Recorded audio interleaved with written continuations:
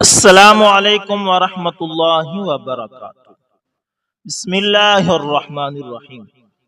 دوستو، ایک دفعہ واشنگٹن کا ایک ڈاکٹر کہنے لگا کہ میرا دل کرتا ہے کہ سارے ملک میں نماز کو لاگو کر دوں، اس لیے کہ نماز کے اندر اتنی حکمت ہے کہ کوئی حد نہیں۔ وہ دل کا اسپیشلسٹ تھا، کہنے لگا کہ اگر انسان کے جسم کو مادی نظر سے دیکھا جائے تو انسان کا دل پمپ کی مانند ہے، اس کا ان پٹ بھی ہے اور آؤٹ پٹ بھی ہے۔ سارے جسم میں تازہ خون جا رہا ہوتا ہے اور دوسرا واپس آ رہا ہوتا ہے۔ اس نے کہا کہ جب انسان بیٹھا ہوتا ہے یا کھڑا ہوتا ہے تو جسم کے جو حصے نیچے ہوتے ہیں ان میں پریشر نسبتاً زیادہ ہوتا ہے اور جو حصے اوپر ہوتے ہیں ان میں پریشر نسبتاً کم ہوتا ہے۔ مثلا 3 منزلہ بلڈنگ ہو اور نیچے پمپ لگا ہوا ہو تو نیچے پانی زیادہ ہوگا اور دوسری منزل پر بھی کچھ پانی پہنچ جائے گا، جبکہ تیسری پر بالکل نہیں پہنچے گا۔ حالانکہ وہی پمپ ہے لیکن نیچے پورا پانی دے رہا ہے، اس سے اوپر والی منزل میں کچھ پانی دے رہا ہے اور سب سے اوپر والی منزل میں بالکل پانی نہیں جا رہا۔ اس مثال کو اگر سامنے رکھتے ہوئے سوچیں تو انسان کا دل خون کو پمپ کر رہا ہے اور یہ نیچے کے اعضاء میں تو بالکل پہنچ رہا ہوتا ہے، لیکن اوپر کے اعضاء میں اتنا نہیں پہنچ رہا ہوتا۔ جب کوئی ایسی صورت آتی ہے کہ انسان کا سر نیچے ہوتا ہے اور دل اوپر ہوتا ہے تو خون سر کے اندر بھی اچھی طرح ہو کر پہنچتا ہے۔ مثلا جب انسان نماز کے سجدے میں جاتا ہے تو محسوس ہوتا ہے کہ جیسے پورے جسم میں خون بھر گیا ہے۔ آدمی سجدہ تھوڑا سا لمبا کر لے تو محسوس ہوتا ہے کہ چہرے کی جو باریک باریک شریانیں ہیں ان میں بھی خون پہنچ گیا ہے۔ تو وہ کہنے لگے کہ عام طور پر انسان بیٹھا ہوتا ہے یا کھڑا ہوتا ہے یا پھر لیٹا ہوتا ہے۔ بیٹھے، کھڑے، لیٹے ہونے میں انسان کا دل نیچے ہی ہوتا ہے اور سر اوپر ہوتا ہے۔ ایک ہی ایسی صورت ہے کہ نماز میں جب انسان سجدے میں جاتا ہے تو اس کا دل اوپر ہوتا ہے اور سر نیچے ہوتا ہے، لہذا خون اچھی طرح چہرے کی جلد میں پہنچ جاتا ہے۔ نماز پڑھنے والے آدمی کے چہرے پر تازگی رہتی ہے کیونکہ نماز اور سجدے کی وجہ سے اس کی تمام شریانوں میں خون پہنچتا رہتا ہے، اور جو نماز نہیں پڑھتے ان کے چہرے پر ایک افسردگی سی چھائی ہوتی ہے۔ اس لیے حدیث میں کہا گیا ہے کہ جو نماز پڑھتا ہے اس کے چہرے پر نور ہوتا ہے۔ وہ ڈاکٹر کہنے لگا کہ یقین جانے عورتوں کو اگر پتہ چل جائے کہ نماز میں لمبے سجدے کی وجہ سے چہرہ کس قدر تازہ اور خوبصورت ہو جاتا ہے تو وہ سجدے سے سر ہی نہ اٹھائیں اور وہ یہ لولی پوپ وغیرہ چھوڑ دیں۔ دوستو، اسی طرح سعودی عرب کے ایک بہت بڑے پروفیسر اپنا واقعہ بیان کرتے ہیں۔ کہتے ہیں کہ ایک دفعہ میری ہارٹ سرجری ہوئی اور جب مجھے ہوش آیا ڈاکٹروں نے آ کے مجھے مبارکباد دی، کہا کہ مبارک ہو، آپ کی سرجری کامیاب ہو گئی۔ لیکن تھوڑی دیر بعد ایک ڈاکٹر آیا، اس کے چہرے کا رنگ ایک دم اڑ گیا۔ وہ بھاگا دوسرے ڈاکٹرز کو بلا کے لایا۔ میں نے پوچھا یار کیا ہوا، مجھے بھی تو کچھ بتاؤ۔ وہ کہنے لگے سرجری کامیاب تھی لیکن سرجری کے بعد کچھ خون آپ کے دل کے اوپر جم گیا ہے اور ہمیں خدشہ ہے ہمیں دوبارہ سرجری کرنی پڑے گی۔ پروفیسر صاحب کہتے ہیں کہ مجھے جھرجھری آئی۔ میں نے سوچا کمزور سا میں ہوں، پہلے بچ گیا تھا اب نہیں بچوں گا، بس میں نے پھر کہہ دیا کہ اگر سرجری کرنی ہے تو پھر کرو۔ سارے ڈاکٹرز آپریشن تھیٹر میں تیاری کرنے بھاگے اور میں نے پیچھے ٹیک لگا کے آنکھیں بند کر لی کہ اب مرنے کے لیے میں تیار ہوں۔ تیار ہو رہا تھا کہ اتنے میں ایک نرس آئی اور میرے کان میں آ کے بولی صلی اللہ علیہ وسلم، پروفیسر صاحب آپ نے ڈاکٹرز کی تو مان لی ہے، دوائیاں بھی کھا رہے ہیں، تو جو نسخہ میرے نبی کریم صلی اللہ علیہ وسلم نے بتایا ایک بار وہ بھی کر کے دیکھ لیں۔ مجھے فوراً وہ حدیث یاد آ گئی، اللہ کمی زیادتی معاف فرمائے۔ ایک دفعہ نبی کریم صلی اللہ علیہ وسلم کے پیارے صحابی نے پوچھا کہ اللہ کے نبی، میں جب دعائیں کرنے بیٹھتا ہوں تو دعا سے پہلے آپ پر درود شریف پڑھتا ہوں۔ اللہ اکبر! یعنی اس صحابی نے اللہ کے نبی سے عرض کیا کہ یا رسول اللہ صلی اللہ علیہ وسلم، میں جب دعائیں کرنے بیٹھتا ہوں تو دعا سے پہلے دعا کے آخر میں درود شریف کتنا پڑھوں؟ آپ صلی اللہ علیہ وسلم نے فرمایا تمہاری مرضی، جتنا مرضی پڑھ لو۔ تو صحابی نے کہا چوتھا حصہ کافی ہے۔ آپ صلی اللہ علیہ وسلم نے فرمایا اگر مقدار بڑھا دو تو تمہارے لیے اور بہتر ہوگا۔ صحابی کہنے لگے اللہ کے رسول صلی اللہ علیہ وسلم، آدھا حصہ اگر پڑھ لوں؟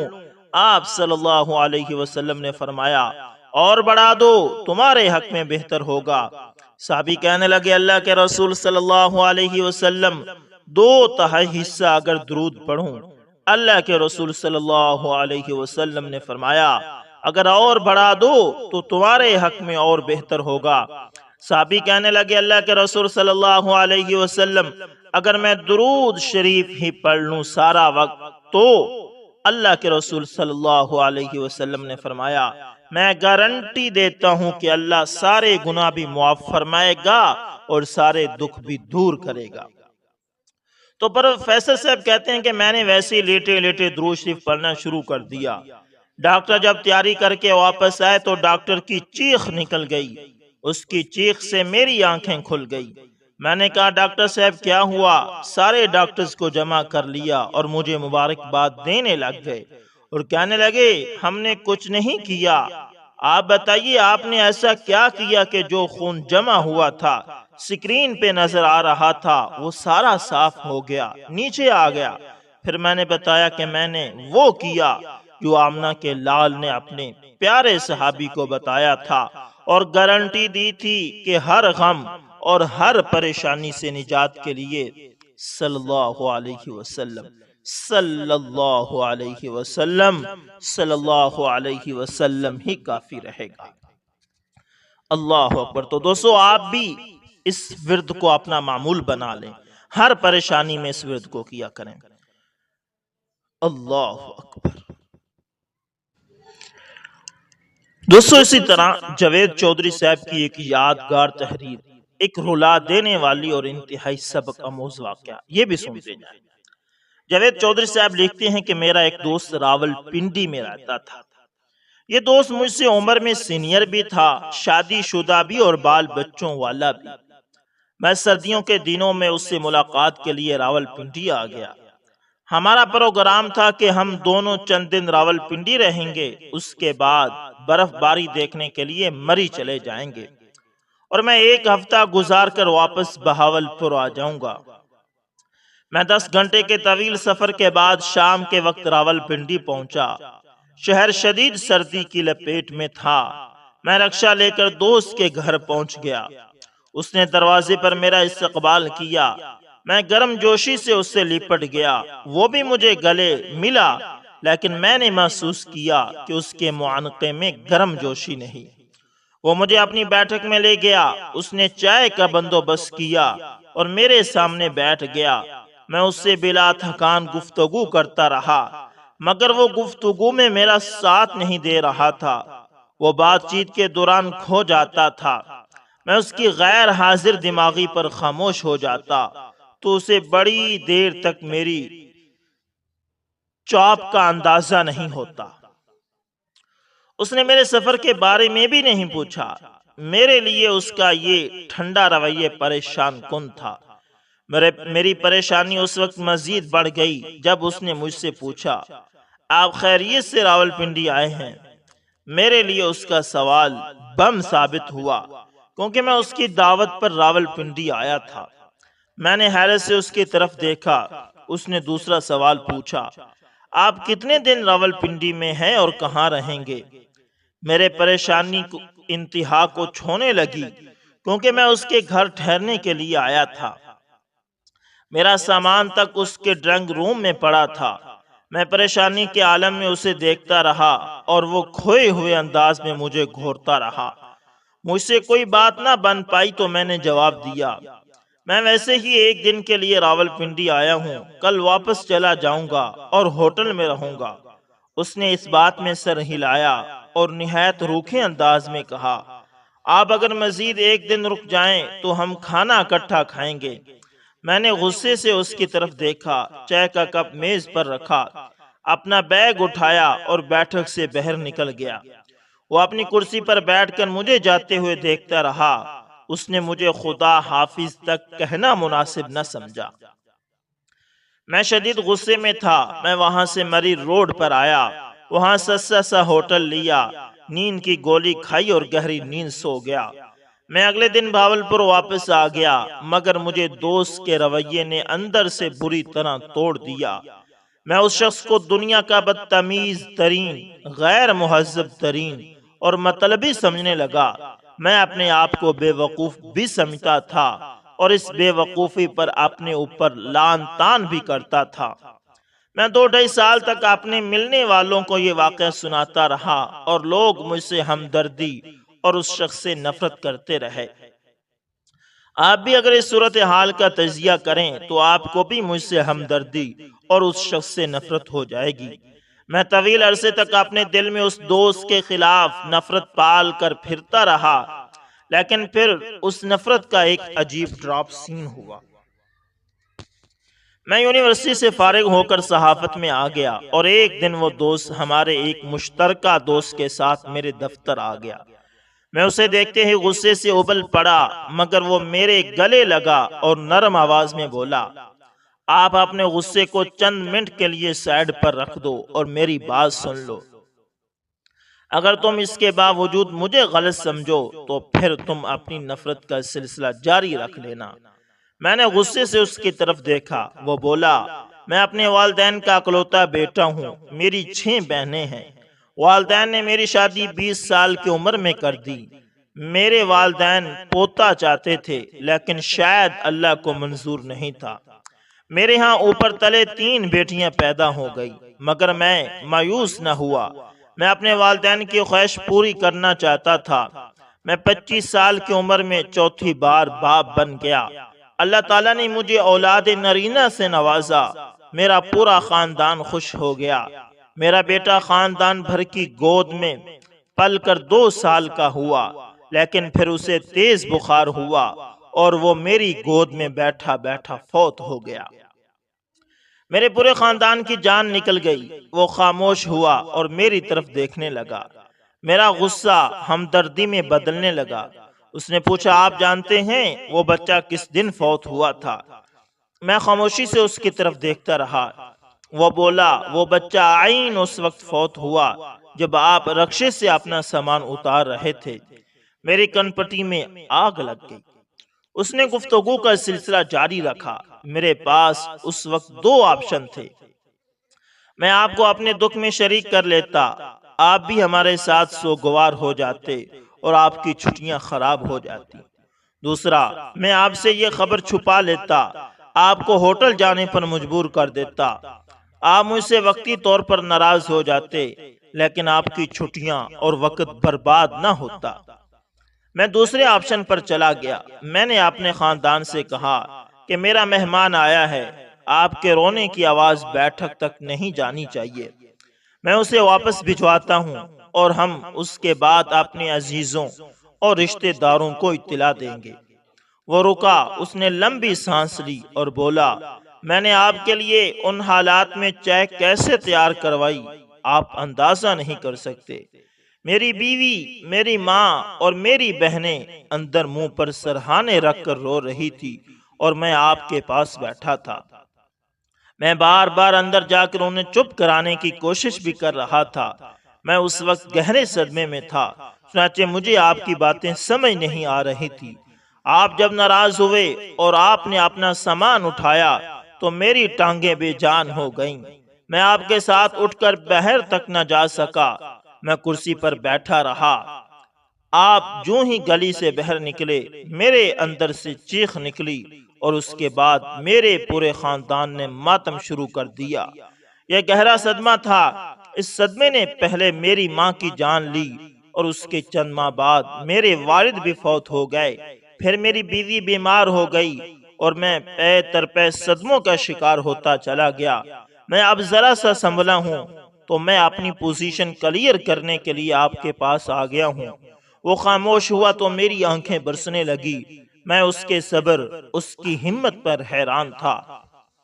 وہ اپنے اکلوتے بیٹے کی نعش اندر چھوڑ کر میری خدمت کرتا رہا اور میں 2.5 سال تک اسے مطلبی، جاہل، ظالم اور بدتمیز سمجھتا رہا۔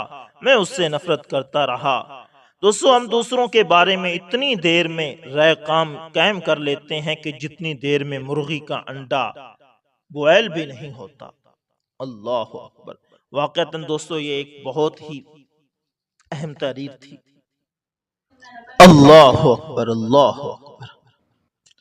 دوستو اسی طرح ہمارے ملک میں چھلنی روح کو بھی انصاف نہیں مل سکتا، کجا کے زندہ انسانوں کو ملتا۔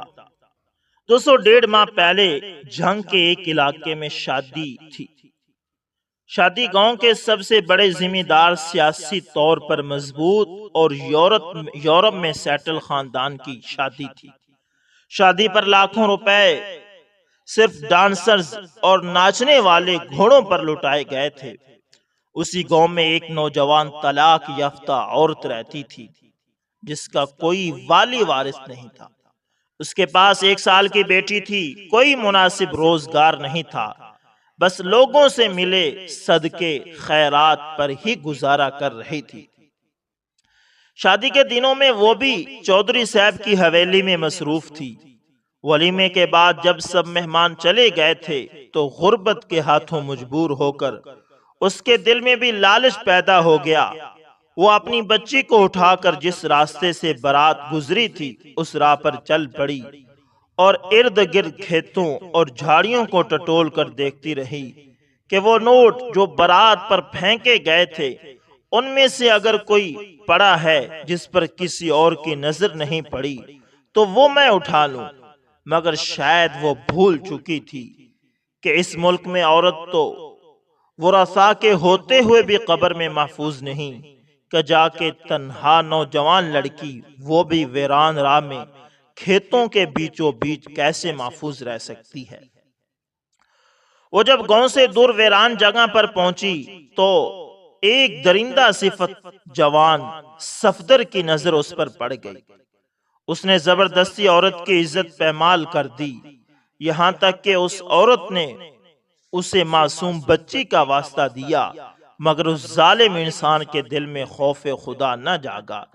جب اپنی ہوس مٹا لی تو دوبارہ یہی عمل دہرانے کی دھمکی دیتے ہوئے چلا گیا۔ صدف نے اٹھ کر اپنا آپ سنبھالا، اپنی بیٹی کو اٹھایا اور گھر کی راہ پر چل دی۔ گھر پہنچ کر اس نے اپنے گاؤں کے ذمہ داروں سے مدد مانگی، مگر اس کی عزت لوٹنے والے شخص کے پیچھے چند ووٹ تھے اور اس کے رشتہ دار بھی اس کے ساتھ تھے۔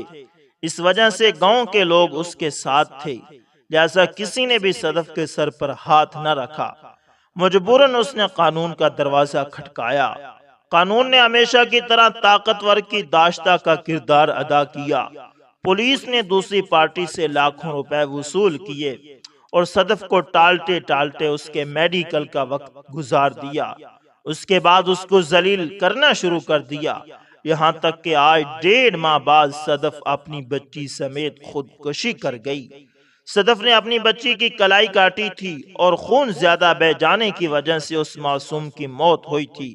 ڈاکٹرز کے مطابق خون کی نالیاں کٹ جانے کے بعد بھی بچی کچھ دیر تک تکلیف سمجھ نہیں پائی تھی، جبکہ صدف کی روح پہلے ہی نکل چکی تھی۔ صدف کے ساتھ ہی اس ملک کے انصاف کا جنازہ بھی اٹھ گیا تھا۔ آج جب یہ خبر سنی کہ فاطمہ کے قاتلوں کو چھوڑنے کے لیے 50 لاکھ روپے کی ڈیل ہو چکی ہے تو بے اختیار صدف کی یاد آ گئی۔ میرے ملک میں غریب کی اوقات وڈیروں کے پالتو کتوں سے بھی کم ہے۔ اگر ہو سکتا ہے تو ہوش کے ناخن لے لو، ورنہ روز فاطمہ، صدف اور اس جیسی ہماری بہنیں لوٹتی رہیں گی اور ہم تماشائی بنے تماشا دیکھتے رہیں گے۔ دوستوں امید کرتا ہوں ویڈیو اچھی لگی ہوگی، پسند آئے تو لائک شیئر کمنٹ لازمی کریں، اور اگر آپ ہمارے چینل AS انفارمیشن TV پر نئے تو اس کو لازمی سبسکرائب کریں اور ساتھ میں بیل کے نشان کو دبانا نہ بھولنا، تاکہ ہر نئی ویڈیو کا نوٹیفیکیشن آپ لوگوں تک پہنچتا رہے۔ ملتے ہیں کسی نہ کسی ویڈیو کے اندر دوستوں، تب تک کے لیے اللہ حافظ، جزاکم اللہ خیر۔